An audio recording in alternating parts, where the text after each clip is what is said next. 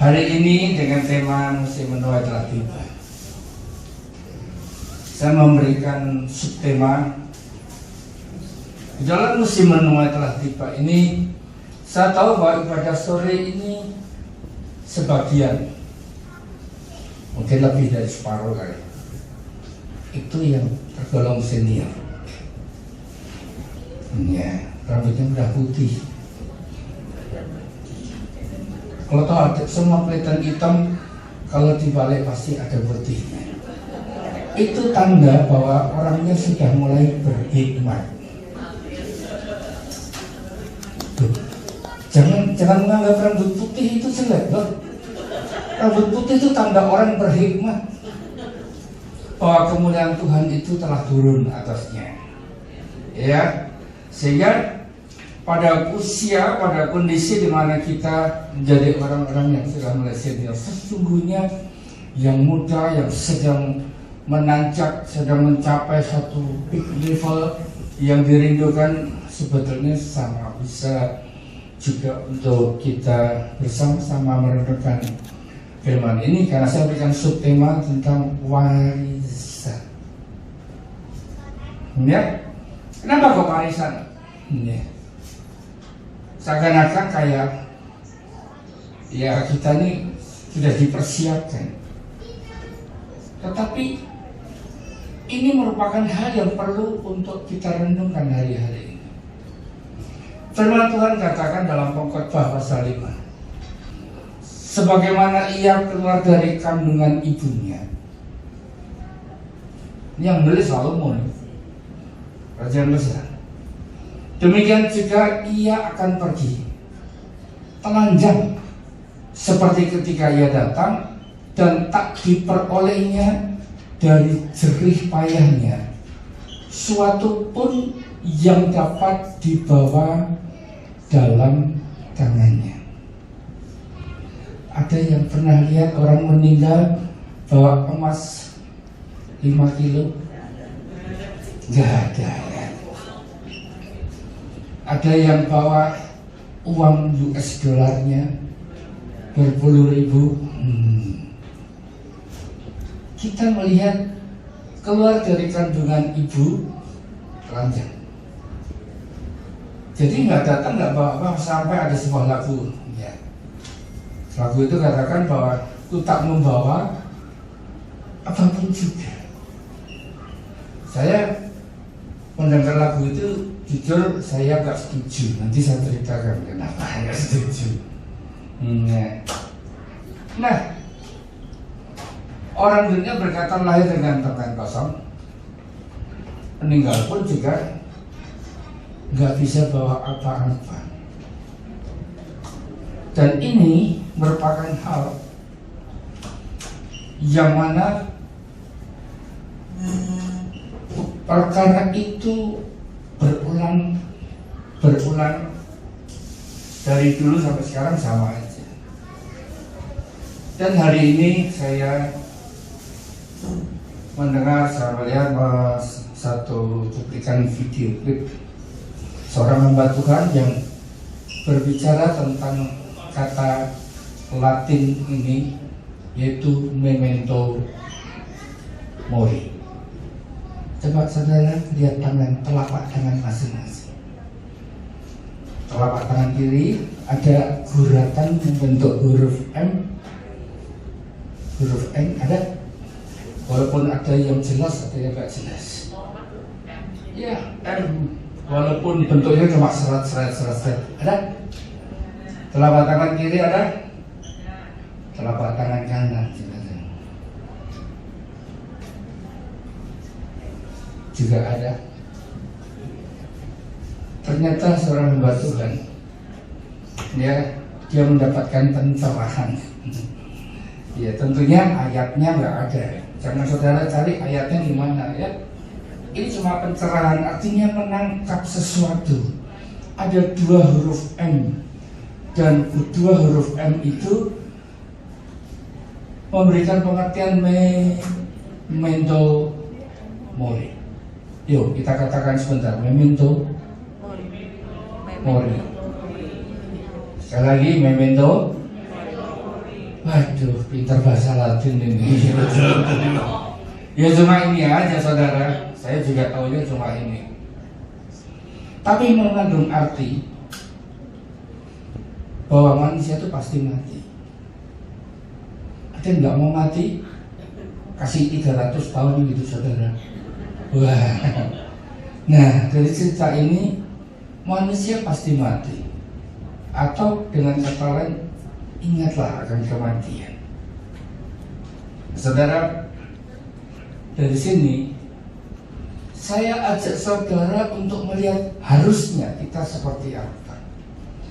Karena kalau tadi lahir dengan tangan kosong, pulang juga tak membawa apa-apa. Rasanya kayak kehidupan ini useless, sia-sia, nggak ada artinya. Maukah kita seperti itu? Saya yakin nggak ada satupun dari kita mau. Tapi banyak manusia melewati hari-hari kehidupannya dengan sia-sia. Sampai itu tercatat dalam pengkhotbah. Ada kemalangan terjadi di muka bumi. Dan seperti itu berulang kembali dan berulang kembali. Hari ini saya ingin sampaikan apa yang sesungguhnya harus ada dalam hidup kita, yaitu Mazmur 139 ayat yang ke-13. Firman Tuhan katakan, sebab engkaulah yang membentuk buah pinggangku, menenun aku dalam kandungan ibuku. Yuk kita perkatakan ini bersama-sama. 1, 2, 3. Sebab engkaulah yang membentuk buah pinggangku, menenun aku dalam kandungan ibu. Kandungan ibu. Kalau Allah itu terlibat di dalam proses terjadinya saudara dan saya, pasti ada rencana Allah dalam diri setiap kita. Saudara berani berkata amin? Ada rencana Allah di dalam diri setiap kita. Karena apa? Allah itu terlibat pada waktu dia membentuk buah pinggang, menenun saudara dan saya di dalam kandungan ibu kita. Wow. Manusia aja membuat sesuatu barang. Manusia membuat suatu barang. Pasti ini membuat ya, bukan karena padi tumbuh. Nah. Tetapi ada sesuatu yang dibuat oleh manusia, itu pasti ada tujuannya. Saudara punya jam tangan, ada yang nggak pakai merek, ada nggak? Mungkin mereknya ada yang Seiko, ya, ada yang Casio, ada yang Rolex, ya, ada Tag Heuer. Tetapi saudara perlu mengerti kenapa kok setiap jam tangan itu selalu dikasih merek, walaupun produksi ya dari kota yang nggak jauh dari sini, tapi atas pesanan perlu ditambah mereknya kan. Kita bisa pesan GBI Hong Kong, bisa nggak? Bisa kan? Tapi nggak ada kan namanya jam tangan itu nggak pakai merek dan dibagi, apalagi dijual, nggak ada. Sehingga dari keadaan seperti ini, ya, kita menemukan manusia membuat sesuatu itu pasti punya tujuan. Kenapa kok bikin kursi seperti yang saudara duduk? Yang sekarang ini pasti pada waktu dibuat dengan kursi semacam ini ada hal-hal yang bisa diceritakan tentang kursi ini supaya saudara bisa duduk dengan baik. Ada busanya di situ, ada sandarannya, tingginya. Kok nggak dibikin yang pendek-pendek gitu? Kenapa kok ukurannya seperti itu? Kita melihat bahwa apapun yang dibuat di muka bumi ini ternyata yang membuat itu punya rencana. Saya percaya kalau kita mengerti bahwa kita ini ada keterlibatan Allah sampai kita lahir, sampai kita jadi, sampai kita ada saat ini, pasti ada rencana Allah di dalam diri setiap kita. Masalahnya kita nggak pernah tahu, kecuali kalau kita mau mendekat kepada Tuhan, kita suka menghampiri Tuhan, maka kita akan menemukan apa yang sesungguhnya direncanakan Allah di dalam kehidupan setiap kita. Kalau kita sudah mengerti rencana itu, pasti beda. Ya. Saudara, secara garis besar ini umum, artinya semua harusnya terlibat. Kalau nggak terlibat nggak mungkin. Memang buat saya panggilan saya nggak sama dengan panggilan saudara. Ada saudara yang dipanggil memang bisa bikin desain yang bagus, jadilah desainer. Ada yang dipanggil mungkin ya seperti kita lihat saudara kita kayak coaching, dia punya jempol itu cuma pegang sedikit aja, yang dipegang udah teriak-teriak. Saya pegang, saya coba pencet 1 menit, saya yang teriak-teriak. Beda kan? Ini contoh, ada panggilan sendiri, ada sesuatu yang berbeda. Sehingga kalau kita ya di gereja kita, kalau saudara tertarik, kita punya tes karunia motivasi, kita ada tes tentang 5 jawatan, ya. Dan kalau mau tahu sesungguhnya apa yang Tuhan kehendaki, kita bisa lakukan tes itu. Dan pada itu kita menjawab dengan jujur, ya, kita akan menemukan bahwa ada sesuatu yang Tuhan percayakan dalam hidup kita masing-masing. Saya nggak bicara ke sana. Kalau saudara serius, ikut lakon, nanti akan dapatkan gambaran yang lebih jelas. Tapi setiap manusia yang percaya bahwa hidupnya terjadi hanya oleh karena rencana Tuhan, ada rencana Allah di dalamnya, yaitu Yohanes 3:16. Karena begitu besar kasih Allah akan dunia ini,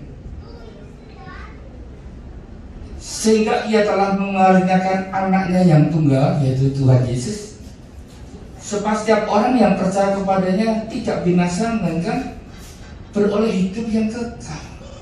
Saya yakin ayat ini bahkan ada yang hafal di luar kepala. Bangun tidur ditanya Yohanes 3:16, wah, udah langsung dari huruf pertama sampai huruf terakhir nggak salah. Kita harusnya ada dalam rencana Tuhan ini, karena melalui siapakah kalau bukan melalui saudara dan saya, rencana Allah ini bisa tergenapi, yaitu membuat orang lain percaya. Yang setuju katakan ya. Melalui kehidupan kita, di mana Allah ikut terlibat di dalamnya, yaitu menenun buah pinggang kita, ya. Di mana Allah itu terlibat di dalam mempersiapkan kehidupan kita. Tuhan itu merindukan supaya rencana ini, kerinduan Allah, bahwa siapa yang percaya tidak binasa, melainkan beroleh hidup yang kekal. Sehingga saya berani berkata bahwa sesungguhnya Tuhan itu menghendaki melalui kehidupan kita yang sudah ditetapkan oleh Allah untuk saat ini ada sebagaimana kita ada, kita harusnya mengerti bahwa Tuhan itu menghendaki manusia itu diselamatkan. Karena yang lain nggak percaya bahwa buah pinggangnya ditenun oleh Allah di dalam rahim ibunya masing-masing. Kita yang percaya, saudara dan saya, kita perlu ngerti akan hal ini. Sehingga kalau kita ini buatan Allah, saudara dan saya percaya bahwa kita ini ada dalam rencana Allah, didesain secara khusus. Dengan keberadaan kita masing-masing, harusnya kita terlibat di dalam kerinduan hati Allah, yaitu keselamatan manusia. Dan lahirlah amanat agung. Matius 28 ayat 18 katakan, Yesus mendekati mereka dan berkata kepadaku, kepada dia, pada Yesus, Allah itu sendiri, telah diberikan segala kuasa di surga dan di bumi. Karena itu, pergilah, jadikanlah semua bangsa muridku dan baptislah mereka dalam nama Bapa dan Anak dan Roh Kudus. Dan ajarlah mereka melakukan segala sesuatu yang telah kuperintahkan kepadamu, dan ketahuilah, aku menyertai kamu senantiasa sampai kepada akhir zaman. Saya coba renungkan ayat ini dan saya bagikan apa yang saya terangkan. Yang ngomong itu adalah Tuhan Yesus. Siapakah dia? Dia itu memiliki kuasa di surga dan di bumi. Kalau yang mendapatkan kuasa di surga dan di bumi memberikan perintah, dan kita melakukan perintah itu, siapa lawan kita? Bukan berarti nggak ada tantangan. Pasti akan ada, karena dunia itu menolak dia. Tetapi siapa yang akan jadi lawan dia? Nggak ada. Kita yang melakukan perintahnya, kita pun pasti akan disertai dengan kuasa di surga dan di bumi yang akan ada dalam kehidupan kita. Melakukan tugas, yaitu menjadikan semua bangsa itu muridnya Tuhan. Kalau baptis memang organisasi yang dipercayakan, saudara boleh bawa ke gereja manapun juga supaya mereka dibaptis, ya, dalam nama Bapa, Anak, dan Roh Kudus. Ayat 20, ajar mereka melakukan sesuatu yang telah kuperintahkan kepadamu. Saudara, mengajar untuk orang lain melakukan segala sesuatu yang diperintahkan oleh Allah kepada kita, ya, itu kalau saya coba temukan di dalam kehidupan anak-anak kita, ya, mereka kerja di keluarga-keluarga di Hong Kong. Saya waktu melihat kesaksian mereka, ada yang mengajar karena jaga anak. Anaknya diajar itu berdoa sebelum makan, mengucap syukur kan. Nah, sehingga keadaan seperti itu merupakan hal yang menjadi gaya hidup anak-anak kita yang bekerja di keluarga Hongkong, supaya anak mereka, anak-anak orang Hongkong ini mengerti mengucap syukur kepada Allah. Bahkan ada yang bisa ngajarin nyanyi pakai bahasa Indonesia. Nah, ini yang merupakan contoh, ya. Dan pada orang-orang yang seperti ini dikatakan firman Tuhan, aku menyertai kamu senantiasa sampai pada akhir zaman. Pertanyaannya, akhir zaman itu kapan? Kita masing-masing punya akhir zaman gak sama loh, ya. Walaupun ada satu hari nanti Tuhan itu datang menjemput setiap kita, belum tentu pada saat itu kita masih ada di bumi. Kita pasti akan melewati tadi. Lahir dengan tangan jam, pulang dengan tangan kosong. Tapi kita harus beda. Kita harus memiliki dampak. Kehadiran kita adalah kehadiran di muka bumi yang membawa sang perencana kelahiran kita, yaitu Allah kita, itu nampak dalam seluruh aspek kehidupan kita. Pada saya membaca ayat ini, saya ingin tanya kepada saudara, Apakah arti daripada ayat ini? Ajarlah mereka melakukan segala sesuatu yang telah kuperintahkan kepadamu, dan ketahuilah, aku menyertai kamu senantiasa sampai kepada akhir zaman. Kira-kira apa yang ada dalam pikiran kita? Kita ini disertai sampai kepada akhir zaman atau akhir kehidupan kita. Kita disertai senantiasa. Apa yang ada dalam pikiran kita? Pasti ada rasa tenang, bukan? Disertai sama Bapak kita, sama Allah kita, sampai akhir kehidupan kita. Pada waktu kita punya masalah, Allah itu melihatnya, pasti ikut terlibat. Tidak mungkin, karena kita ada di dalam rencananya. Kalau kita sedang menghadapi kesulitan, apakah dia nggak bisa menyelesaikan dengan hikmat yang dia berikan? Pasti. Ini hanya terjadi, ini hanya akan dialami oleh setiap orang yang mengerti bahwa ada penyertaan Tuhan sampai kepada akhir zaman. Kalau kita, saudara dan saya, mengajar mereka melakukan segala sesuatu yang telah diperintahkan Allah kepada kita. Karena itu kita syukur, kita mengasihi orang yang membenci kita, ya. Kita bahkan memberkati orang-orang yang menganiaya kita. Itu bukan cara dunia, itu cara surgawi. Dan pada itu kita lakukan, kita sedang melakukan apa yang diperintahkan oleh Allah. Dan penyertaannya Tuhan itu pasti. Matius 16 ayat 20 katakan, mereka pun pergilah memberitakan Injil ke segala penjuru, dan Tuhan turut bekerja dan meneguhkan firman itu dengan tanda-tanda yang menyertai. Apa saja tanda-tanda yang menyertai?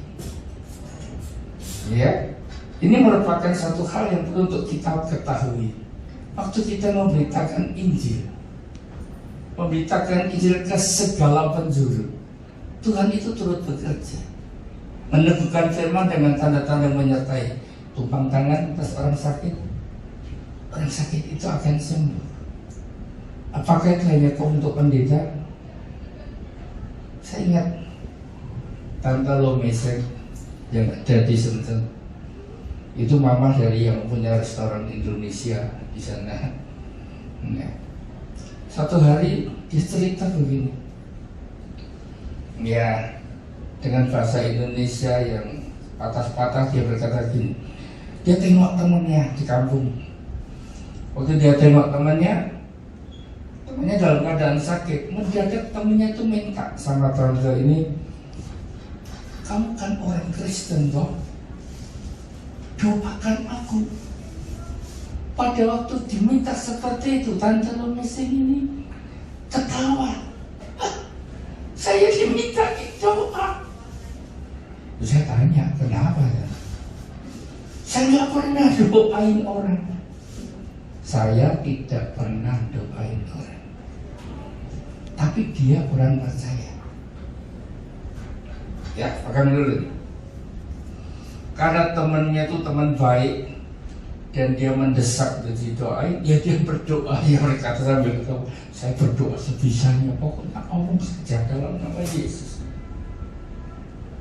Selesai dia pulang. Waktu dia pulang, malamnya dia ditelepon. Kaget dia. Baru didoakan, kok telepon? Iya. Kira-kira mikir apa nih saudara? Ya, jangan mikir yang macam-macam.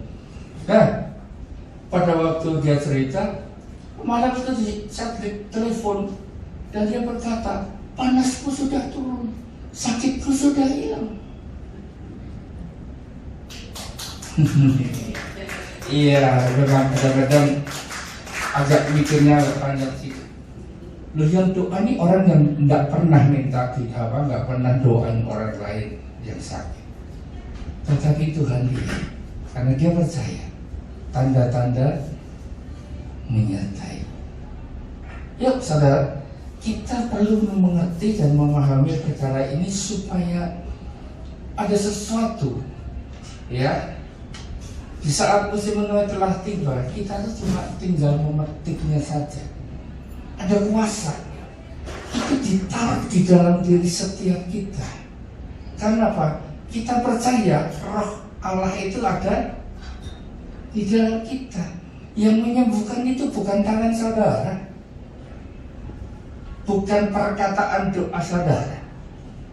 Yang menyembuhkan itu karena kuasa daripada roh itu yang bekerja melalui kita yang taat, yang nurut.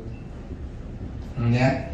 Dan kondisi inilah yang mana membuat kita ini akan melihat banyak perkara yang Tuhan akan sediakan. Tuhan itu sebetulnya sudah menyediakan, cuma kita nggak melihat aja.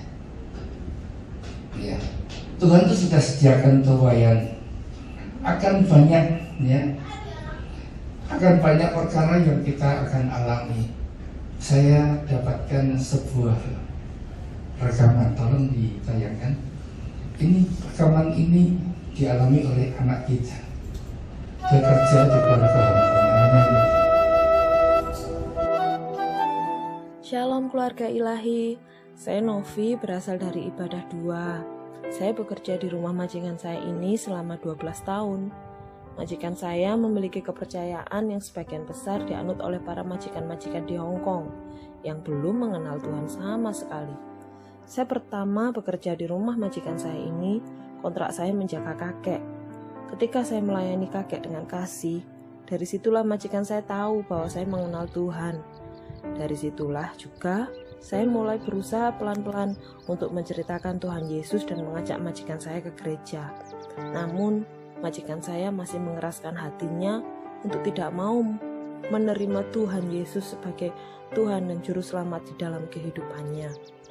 Singkat cerita, bulan 1 tahun 2022, setelah kita semua mengikuti karantina di Venice Bay, ternyata di situ majikan saya masuk rumah sakit dan langsung divonis dokter kanker liver stadium 4 dan harus bolak-balik rumah sakit untuk check up dan melakukan banyak kemo yang harus dilakukan sebanyak 8 kali.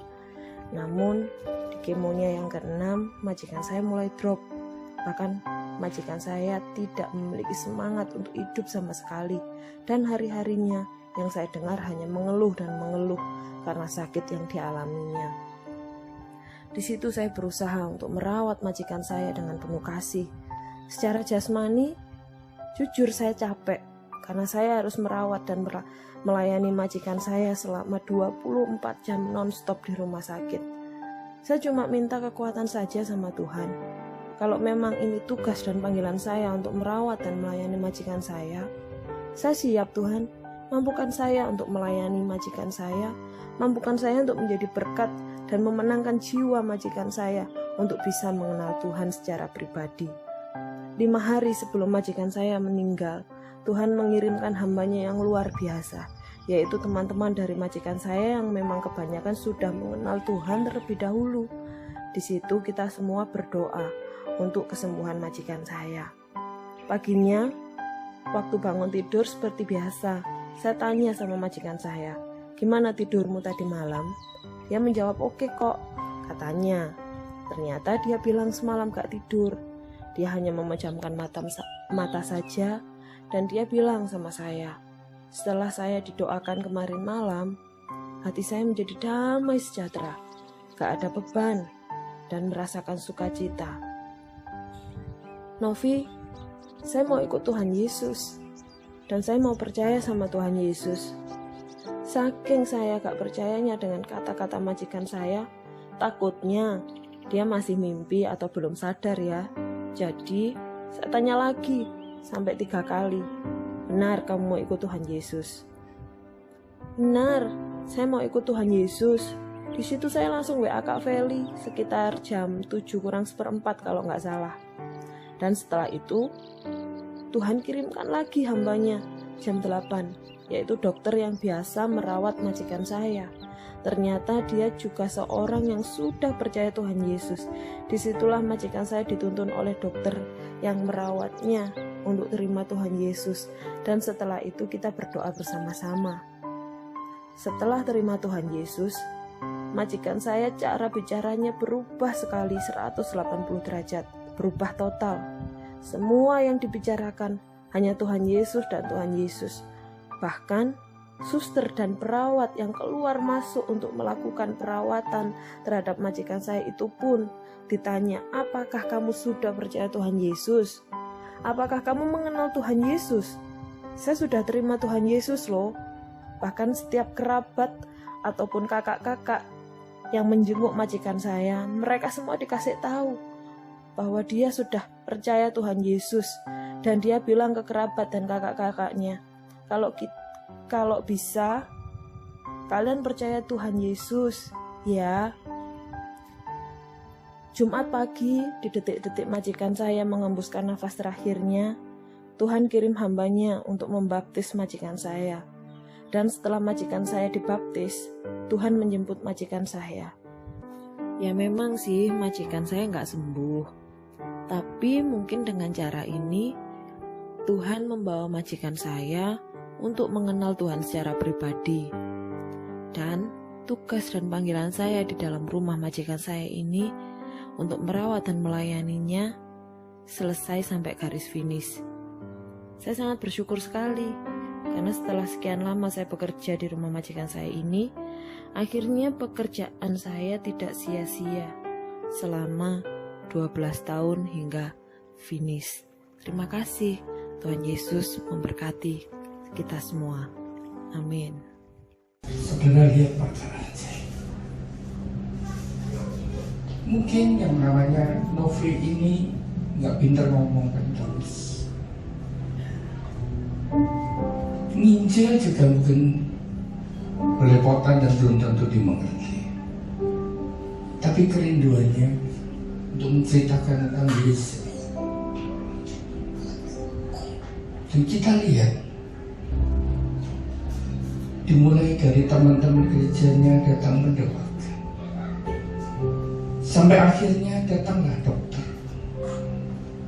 yang menuntun untuk terima Yesus. Lebih daripada itu, ada hamba Tuhan yang dikirim untuk memeteraikan dengan baptisan.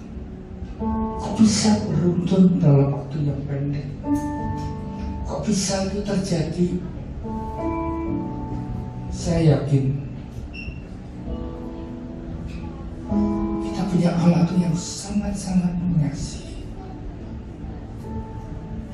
Dan kehidupan daripada majikan perempuan ini, dia berani bercerita tentang Yesus.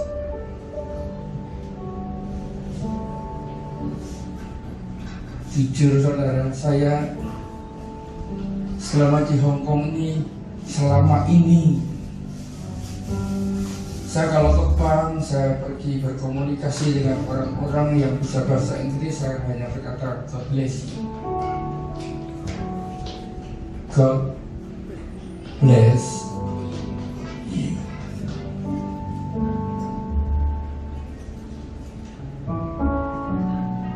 Tapi melalui hamba Tuhan yang Tuhan kirim untuk mengajak kita, gereja kita penginjilan dari gereja baptis, apalagi melihat pasien ini tadi yang berani untuk bertanya, kamu percaya nggak sama Yesus? Saudara menyebut kata Yesus, bukankah itu nama satu pribadi yang sangat kita kasih? Nah, saudara mengasihi Yesus, beranikah engkau mengakui dia kekasih kita?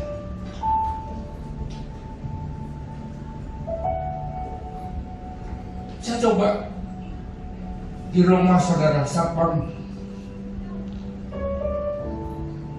contoh kirim Sapam, saya pulang dari karantina itu ada Sapam laki Saya rasakan dia sayang banget sama saya. Kalau saya datang bukain pintu, saya ditepuk-tepuk pundak saya. Walaupun dia kecil pendek, ya, bapak-bapak. Saya berkata thank you, God bless you. Tapi saya sekarang belajar untuk berkata, Yesus, oile. Pertama kali saya ngomong, seperti orang nggak ngerti saya ini ngomong apa. Saya ulang lagi, Yesus, oile. Oh. Apa artinya saya juga nggak ngerti, karena saya nggak bisa komunikasi. Tapi saya bisa memberikan pengakuan Yesus kepada orang. Saudara, dari cerita yang awal saya berkata tentang warisan, jangan sampai hidup kita, apa yang akan kita wariskan? Kalau firman Tuhan berkata, siapa yang percaya dan dibaptis akan diselamatkan, tetapi siapa yang tidak percaya akan dihukum. Kita tahu keterbatasan kita. Bersyukur ada gereja baptis temannya Wati. Ya, saya berharap minggu depan bisa ketemu. Saya mau bikin satu kerjasama. Kalau di anggota gereja mereka punya pembantu dari Indonesia, biar kirim ke sini.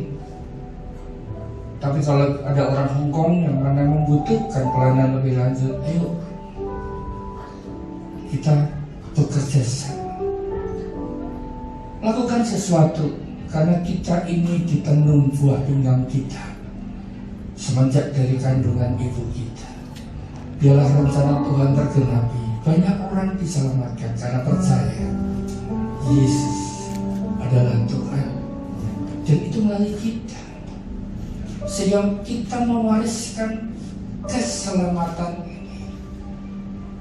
Saya yakin kita pulang gak bawa US dollar, gak bawa Hong Kong dollar. Tapi firman Tuhan memberikan janji.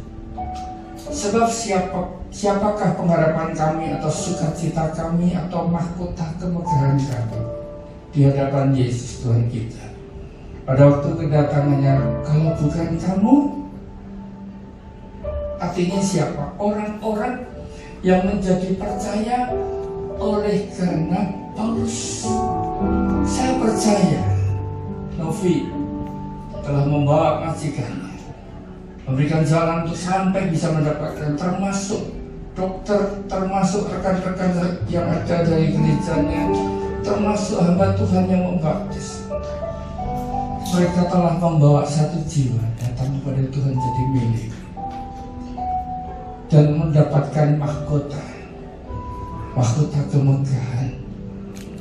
Kita nggak hanya mewariskan keselamatan buat orang-orang di sekitar kita, kita akan membawa mahkota kemegahan itu nanti bertemu dengan Tuhan di awan-awan yang bermain. Mari jangan sampai kita ada di bumi sia-sia adanya.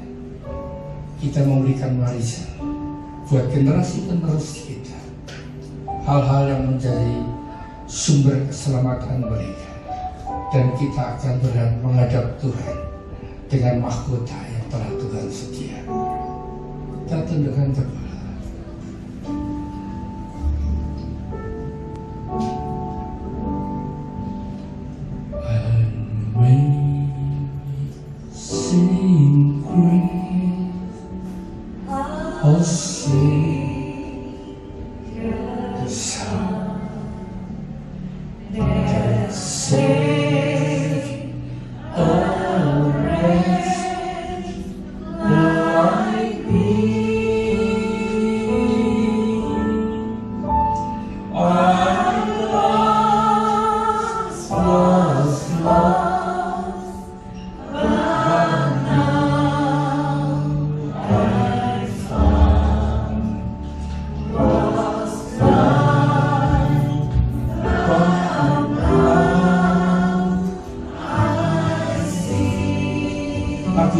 sangat terkenal. Kembali kepada bagian pertama. Sungguh anugerah Allah yang luar biasa. How sweet the sound. Janji Allah yang begitu indah bagi setiap kita. Dia telah menyelamatkan orang berdosa, friends like me. Saya percaya kita sebetulnya gak layak, tapi hanya karena kasih karunia Allah kita dilayakkan menjadi miliknya. Dulu kita terhilang, sekarang kita telah ditemukan kembali. Dahulu kita gak melihat, sekarang kita telah dibuat melihat kemurahan Allah.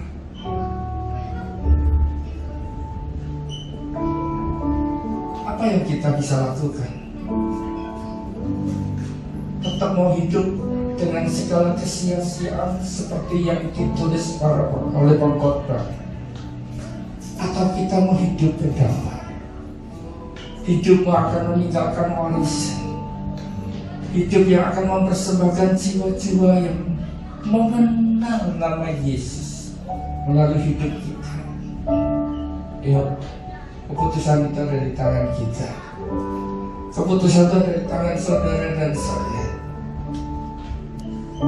Dan itu merupakan hal yang kita harus ambil dalam hidup ini.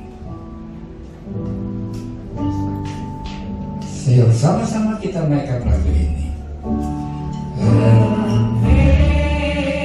Sing praise, how sweet the sound, sing a wretch like me.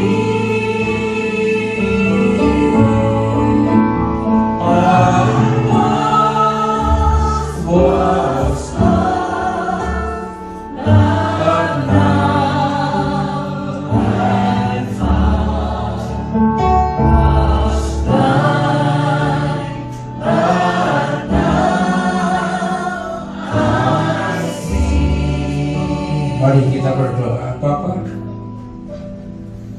biarlah kami yang telah terima anugerah ini, kami mengerti ada rencana Tuhan dalam hidup setiap kami.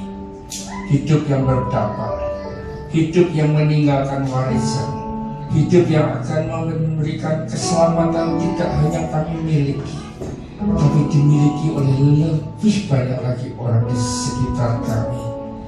Mampukan kami Tuhan, berikan keberanian untuk bercerita tentang Yesus, sehingga hidup kami tidaklah sia-sia. Gak percaya, saat kita lakukan itu, janjimu untuk menyertai sampai pada kesudahan zaman akan nampak di dalam usaha, di dalam pekerjaan, di dalam rumah tangga, di dalam keluarga setiap kami.